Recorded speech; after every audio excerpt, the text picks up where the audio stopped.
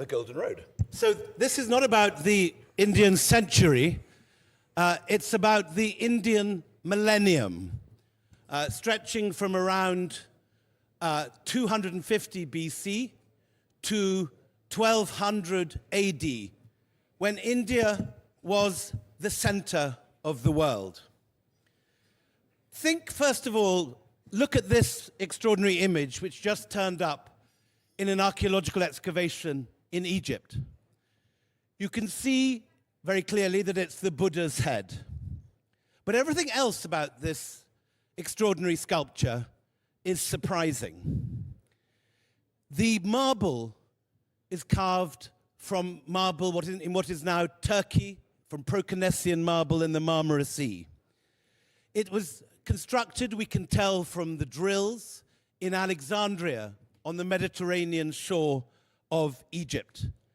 And it was found in an Isis temple on the shores of the Red Sea, at the port, Berenike, where generations of Indian sailors and entire fleets of Indian merchants used to land to bring their goods to the Roman Empire.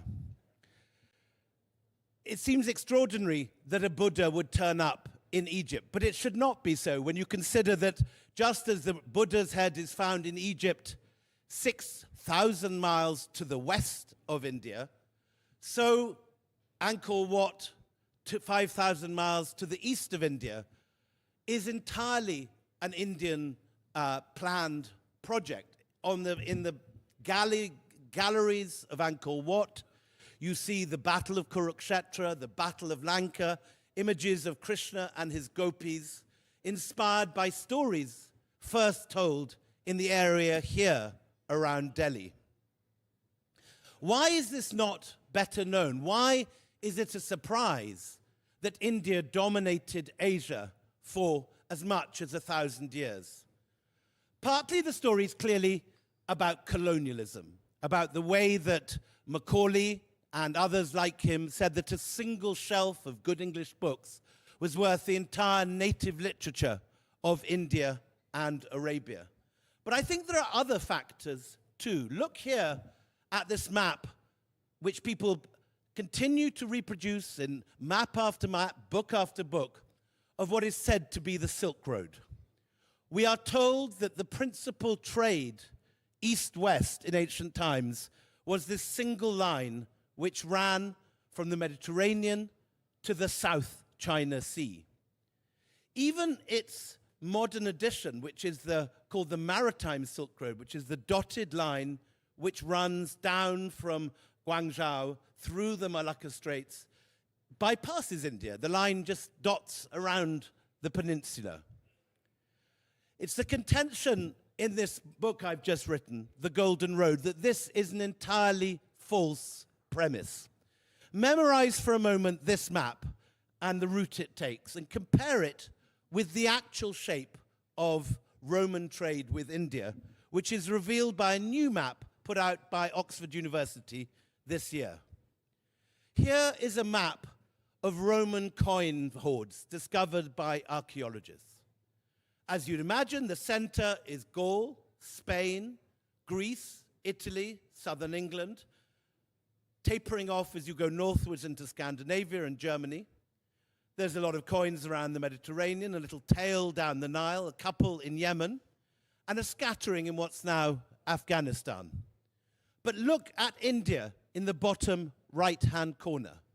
India is dotted with Roman coin hoards. In fact, it's now clear that India was the principal trading partner of India. India and Rome were the principal trading partners of each other in the early millennia BC. This book takes three big Indian ideas which traveled around the world. And the first, and in many ways the most successful export of ideas which India oversaw, was the spread of Buddhism. Out of the Gangetic Plains, in the mid-5th century BCE, then projected even further by the soft power of Ashoka. Ashoka in 250 BC converts to Buddhism, and in his reign, you see missionaries being sent out far afield, as far as Cyrene, which is modern Libya. You also see Buddhism spreading southwards. It's at this period that you see the first Buddhist monasteries in the Deccan, the famous and utterly beautiful Padmapani from Ajanta. You see the first Buddhist monasteries. This is Bhaja in about 150 BC, cut out of a rock face, cut out of living rock, but showing the exact lineaments of the bamboo and wooden architecture, which we have now lost. This is dated 150 BCE. Then Ashoka sends his son Mahinda to Sri Lanka, and after preaching outside Anuradhapura for a week, the great stupas of Anuradhapura begin to be constructed, and we have recently discovered on the hilltop of Rajagala in central Sri Lanka the original stupa of Mahinda, with his name in Brahmi script on this very crude, very, very early stupa, one of the very first outside India, if not the first. In time, Sri Lanka becomes the center of Buddhist activity, and you see the projection of Indian ideas through Buddhism out across the oceans, out to Burma, to Thailand, to Malaysia.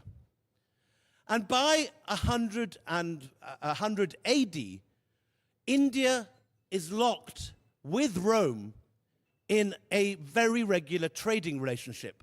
The geographer Strabo talks about a fleet of 250 trading vessels waiting in the Red Sea at Myas Hormuz, at the top of the Red Sea. You can see the place here, waiting to sail to Sri Lanka.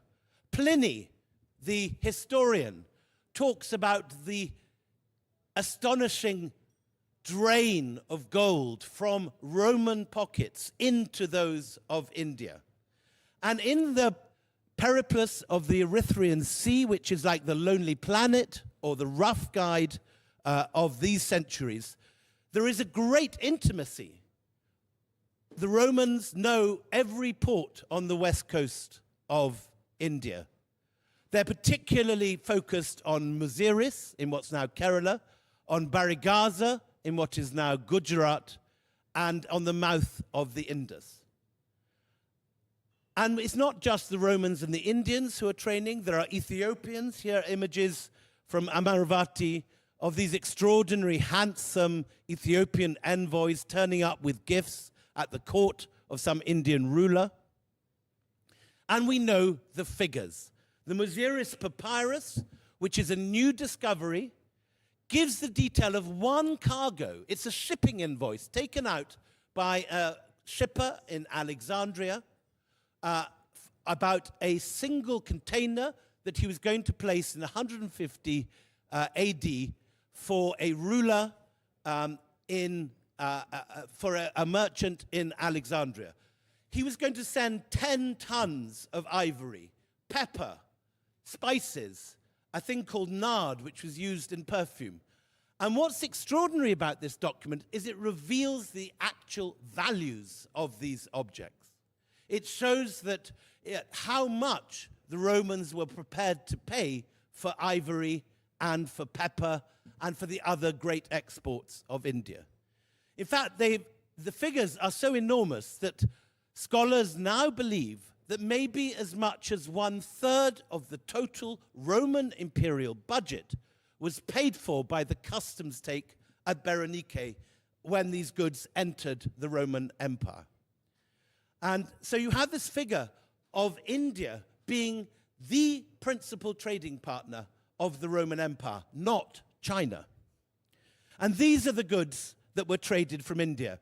This mosaic is probably from the villa of a merchant who engaged in trade with India. And he has this figure, this personification of India in the center, taken from an image of a yakshi.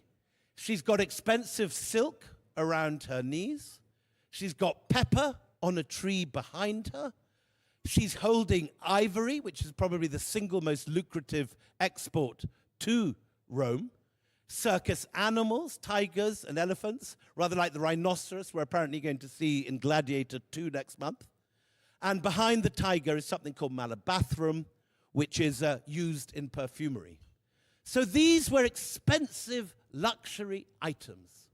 And the Romans couldn't get enough of these Indian products. And this is what the sort of figure we're talking about. The yakshi holding onto a tree. This is the same figure that we get in that wonderful mosaic in Sicily.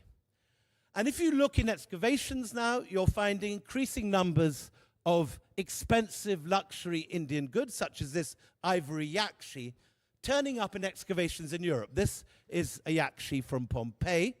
But you also find Roman objects shipping to India. So these are Egyptian glass beakers, the Pharos lighthouse in the center, the grape harvest, the Gladiator. This was found under the American Air Force Base in Bagram, brought by a Roman-Egyptian ship to the mouth of the Indus, punted up the Indus and the Kabul River.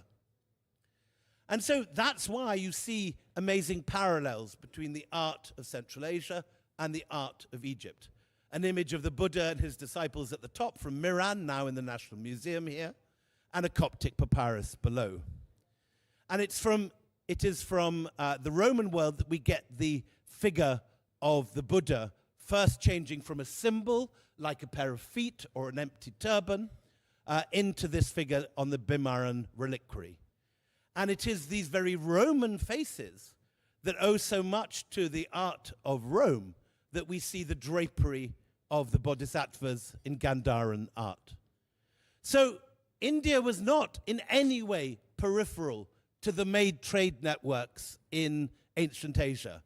This myth of the Silk Road has made India seem more peripheral than it actually was. In reality, we now know from solid scholarship and from archaeology that India lay at the heart of the ancient world.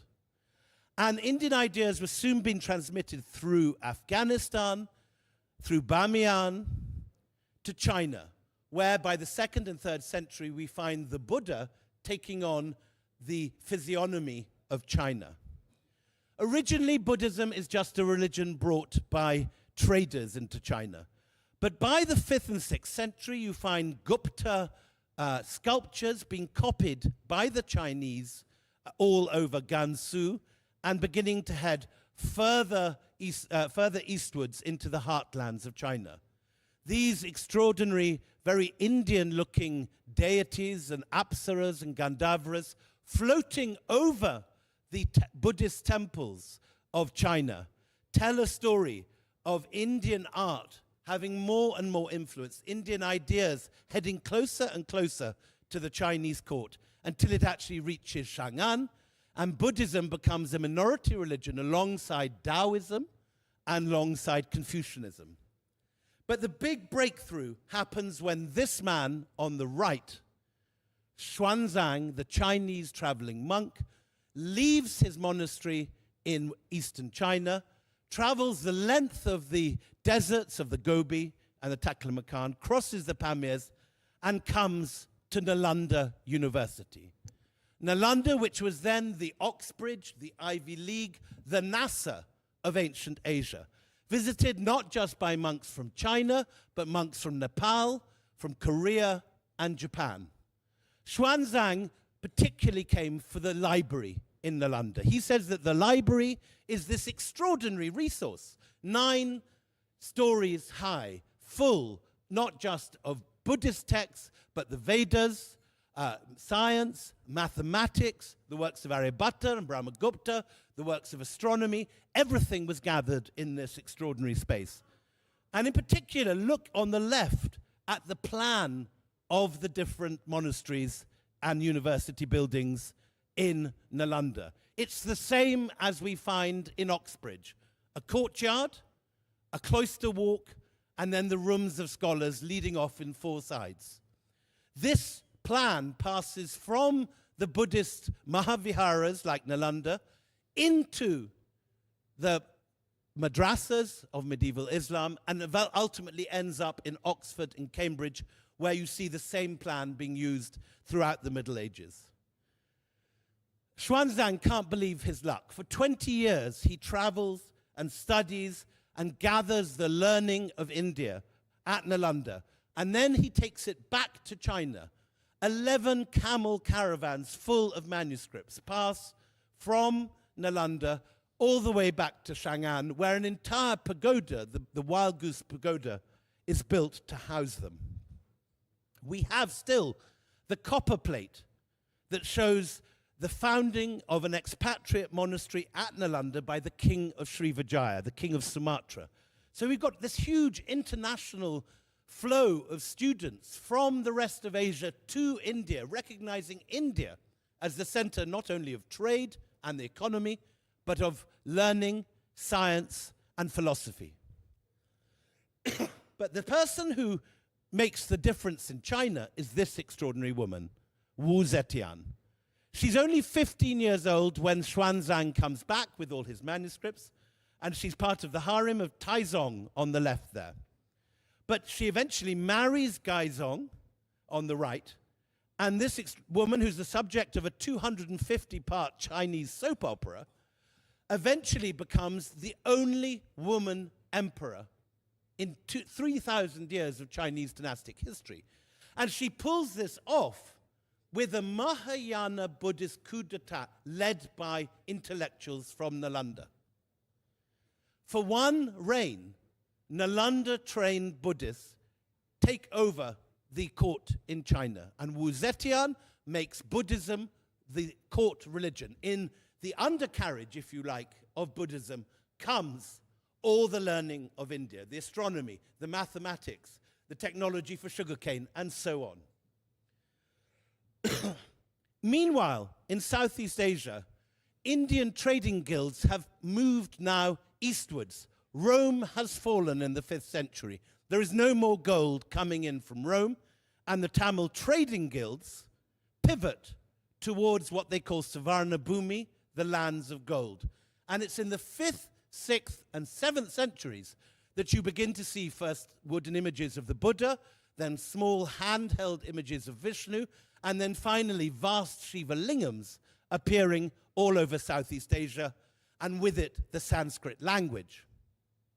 Ships like this sail across the Bay of Bengal and arrive in the Mekong Delta, where Indic-style cities using Sanskrit from the 6th and 7th centuries begin to be built. Along the canals of the Mekong, you follow them and you end up at Angkor Baray, where there's the first Hindu temple in Southeast Asia at a place called Ashram Rosé on the hill of Angkor Baray. Inside that are these extraordinary Krishna statues. But what's interesting is that from the beginning, these statues have the physiognomy of Khmers. They're wearing Khmer clothes. So it's not a copy of what's going on in India. People in Southeast Asia take what they admire of Indian culture. It's not a conquest by the sword. It's an attraction of soft power. Indian soft power is so powerful that everyone wants a bit of it. And just as China takes on Buddhism, so you find Hindu kingship spreading throughout Southeast Asia, in Thailand, in particularly Cambodia, in Java and the rest of Indonesia. And by the 7th or 8th centuries, you have Sanskrit as the language of both diplomacy and culture, all the way from Kandahar to Bali. But again, it's slightly different from India. This is a picture of Jayavarman II, the founder of the Angkor dynasty, and he is depicting himself as Lord Vishnu. All over Southeast Asia, Brahmins are turning up, performing Abhisheka ceremonies, and renaming the rulers of Southeast Asia with Sanskrit titles. Suddenly, they are Suryavarman, Mahendravarman. The Pallava Grantha script of South India is now the basis for every single Southeast Asian script: Khmer, Pew, Mon, Thai, and so on. You even find the sacralization of the rivers and the landscape of Southeast Asia. Shiva lingams and yonis are sculpted into the riverbed, turning the main river of Southeast Asia into the Mekong, which is merely the Khmer pronunciation of Ma Ganga. So a new Kurukshetra rises in Laos, a new Ayodhya rises outside Bangkok, and a new Ganges flows through the center of it. India is expanding itself into Southeast Asia. A temple at Mahabalipuram on the left is built in almost identical form in Gedong Songo in Java just 5 years later. Images of the Ramayana rise outside Prambanan. And these grow to be larger and bigger than the temples of India, because the states in Southeast Asia, the Khmer Empire and Srivijaya, are larger too. So Borobudur, the most sophisticated monastery in Southeast Asia, and famously Angkor Wat, the largest Hindu temple in the world, in Cambodia, not in India. But finally, one last gift, 0, and the numbers we all use. Invented in Gupta India at the time of Chandragupta II, passed by them on through Gwalior and through early inscriptions in northern India to the Arab world. Here's the map we should all know in our schools. It's the numbers we all use today, and 0, pass from Brahmi to the Gwalior inscription I just showed you, and then inform modern Devanagari, the Arabic script still in use in Saudi Arabia and Iraq, and the Western Arabic numbers formed in Morocco and Spain, which become the modern European numbers today. In Europe and America, we call them Arabic numbers because the Europeans got them from the Arabs, but the Arabs got them from India. They pass through the Barmakids, who were previously Buddhist abbots in Afghanistan. They convert to Islam, take over as viziers in Baghdad, and then they send to India for the works of Brahmagupta and Aryabhatta, which turn up in the 770s. These spread through the Arab world via the translations of Al-Khwarizmi, who writes a book called the Compendious Book of Calculating by Completion and Balancing According to Hindu Calculation. That book is known simply as Al-Jabr, from which we get the word algebra. The name of the translator, Al-Khwarizmi, gives us our word algorithm, but all are rooted in the learning of ancient India. And along with chess, these ideas pass in Al-Khwarizmi's version across the Arab world. On the right of the picture, you've got Sindh, where the copies of Aryabhatta and Brahmagupta are brought from. They arrive in Baghdad in the center of the map, if I can get the pointer here, and then they pass all the way up to Spain by the 10th century. But it is this young man, Fibonacci, who brings it to Italy. Fibonacci is brought up in Algeria, and he uses the Arabic numbers, but he knows that they are in the invention of here is Algeria on the left of the map. You can see Pisa at the top of Italy. He knows they are the invention of the Indians, and he calls them the 9 figures of the Indians and the extraordinary 0 through which any number up to infinity can be expressed. And Fibonacci goes back to Italy, where they're still doing long multiplication using Roman numbers, MCMVVX times XVVVV, and he explains how to calculate in what he calls the modus Indorum, the Indian method. And it's through Fibonacci's fame and the Liber Abaci that he writes that these numbers are taken up by the Emperor Frederick II, and a second edition is produced, which includes money lending, usury, the interest rates, the Indian method of accounting, and these different forms of Indian learning pass through Italy, inspiring the rise of the Medici banks, and ultimately the rise of European finance and companies such as the East India Company. So you can argue that the East India Company is using Indian weapons, Indian innovations against India. But the East India Company is another story for another day. Thank you very much for that quick canter.